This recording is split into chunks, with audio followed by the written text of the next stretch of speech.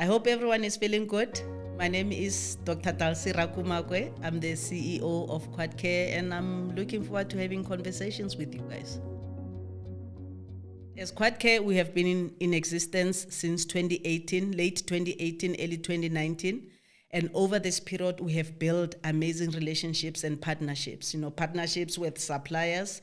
We are able to procure supplies in an affordable way. This allows us to provide affordable healthcare for our patients and for our communities. We've partnered with community organizations like Iranti, trans health organizations, student organizations in the communities that we serve in. We have partnered with corporates. We have partnered with mines like Playful Mine, Homestead Mine, where we provide health and wellness for their employees. We have partnered with taxi organizations. We've seen ourselves do health and wellness checks and have pop-up clinics in taxi ranks, where we did the health screenings of the taxi drivers to make sure that our people are traveling in safe taxis and they can get to their destinations well.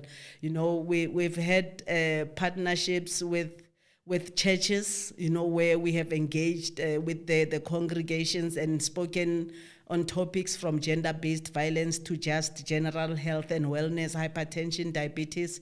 We have had pop-ups in a couple of malls, where we have distributed our information and engaged the communities, so that has been one of the really rewarding things about our journey as Quadcare. Our employees, who we call Quadcarians, are really what the brand is all about. We as executives or as leaders or as the management can only speak about what the brand is able to do for the communities, but our employees are the ones who actually make sure that this actually happens. These are the guys that make sure that the communities are experiencing what we say in our description of the brand. So their growth, their learning, their development is very important to us. And because of that, we now have what we call the Quadcare Academy. So through this academy, we identify different areas of learning and make sure that employees are exposed to this. We develop them from skills training to just general health and wellness, training. We educate our employees on emotional intelligence, on social intelligence, on financial management. So we make sure that our employees are the best versions of themselves. This allows them to provide the care that they need to be providing for our patients. Our vision is to ensure that we are providing access to quality health services for the communities that we serve, the communities that we are in. QUAD stands for quality, accessibility, and dignity. This is how we believe that healthcare should be provided to our people. So the main pillars for us are accessibility, and accessibility can be based on location, but it's also based on how people are received when they get to a space, So our staff, our reception staff, cleaning staff, clinical staff, they have to be accessible to our people. Our people should feel like they belong when they come into our spaces.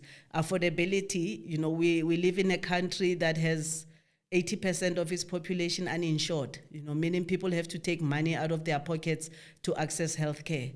So it is our role as social entrepreneurs to come up with a solution and make sure that our people can access healthcare, whether they're in a rural area, they're in a township, or they are in a small town.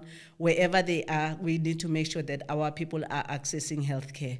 Quality is a non-negotiable, and quality can be about how professional the staff is. It's about how clean the premises are, because this is something that is never really talked about. How clean is a workplace? You don't want that workplace to be a health hazard, in itself. Quality is on how skilled the teams are in providing the care for our people, So we take quality very seriously, and it is really a non-negotiable. Excellence, excellence, excellence. We talk of excellence all the time. We encourage our people to show up in an excellent way, all the time, because this is how we want people to be receiving healthcare, in an excellent way, and knowing that the people who are providing it are excellent. So the Quadcare story, this is when we're talking of quality, accessibility, and dignity, if I can take you back to that young girl in the township in Temba, Hammanskraal, who is 6 years old, standing in that, we only had one GP in my township, Dr. Van Veek, and I was with my grandmother in that queue, and my grandmother was tired of standing for that long, in that queue, and she said to me, grow up and become a doctor so you can treat me at home. And so that was my life planned out and set out for me from when I was 6 years old. It was decided that I would be a doctor so I can treat my grandmother at home. And when I finished my first degree at Wits, I studied medicine at Wits and did my internship at Klerksdorp and community service at Vryburg. When I got to that village in Vryburg, Khanyisa, that's when I remembered why I went into medicine, because my grandmother's story was the story of grandmothers across the country, and I set out at that time to make sure that no grandmother experiences that like under my watch, and that is how I went into private healthcare.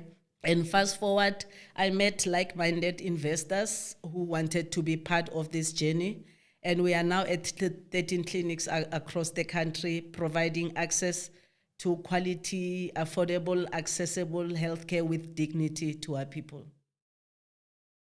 I'm a healthcare activist. I'm an access activist. So everything that I'm involved in has to do with access for our people, because for a long time our people were made to believe that they are not worthy, of having access to certain things. And when I talk of our people, like when I started in the healthcare business and decided that I want to provide healthcare to low-income communities, I did not, for the life of me, imagine that issues of access in that community are more than just about cost. So barriers to accessing healthcare is not just about the price of healthcare. It's about, how warm the reception is. If you are young and you are coming in with an STD and how you are received in a public clinic, it makes a difference on whether you would come back and when you need help, in that setting. You talk of the LGBTI population in low-income areas. It's even worse for them than it would be in an urban area, where the medical doctors are not knowledgeable on some of the issues of that community and providing healthcare. These days we talk about a different way of talking to the youth, for instance, where the youth does not want to be dictated to. How do you make sure that you are accessible as a healthcare practitioner in that setting? That is what drove me, or that is what drives me daily. And this is how I wake up every day, to make sure that I am addressing different issues that affect access for our people to quality health services.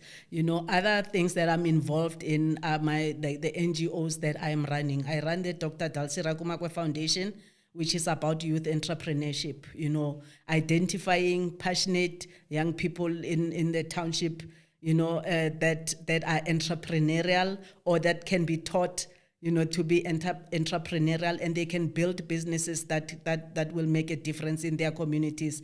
That's one of the things that I do passionately. There's also QueerWell, which is an NGO that provides access to mental health care, for the queer community or the LGBTIQ community. So all these things for me are linked, they are all addressing access. That is why, as much as it feels like I am doing a lot of things, it is not like that, because it is just all about access and looking at issues that affect access. So to stay sane, I'm a DJ, so, and I'm a damn good DJ, so I play music that I feel connects me to the audience or connects me to people. I play R&B and soul music, I play old school hip hop, I play kwaito, nostalgic music that connects us, and we can all remember, 10 years ago when, things were great, and some of us were maybe just out of varsity and things like that, so it is just about my year starts with a vision board, for the year, and I know what I want to achieve at the end of that year. So then weekly, it will be goals for that week that I take off, to make sure that I stay on top of my game all the time. 2023 is a big year for us as quadcare. We went into a space that few people have failed in, number one. Number two, or other people would not dare go in.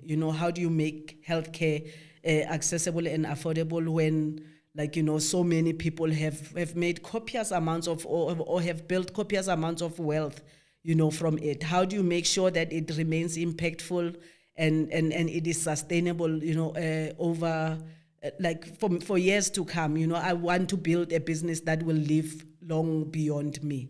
That is what I want to do. So 2023 for me is really a year where we prove the viability of this model. So 2023 is about sustainability. It's about showing sustainability more than anything. 2023 is having a lot more engagements and conversations with the people who interact with our brand. Hence, there's what we have put together now, but also the different publications that we will be going into, because the healthcare conversation is not happening as much as it should be happening, So we really want to be at the forefront of that as quadcare and be finally properly recognized as thought leaders in the primary healthcare space. Thank you so much for tuning in. We have exciting things lined up. Stay tuned. Let's chat more, and we'll see you guys next week.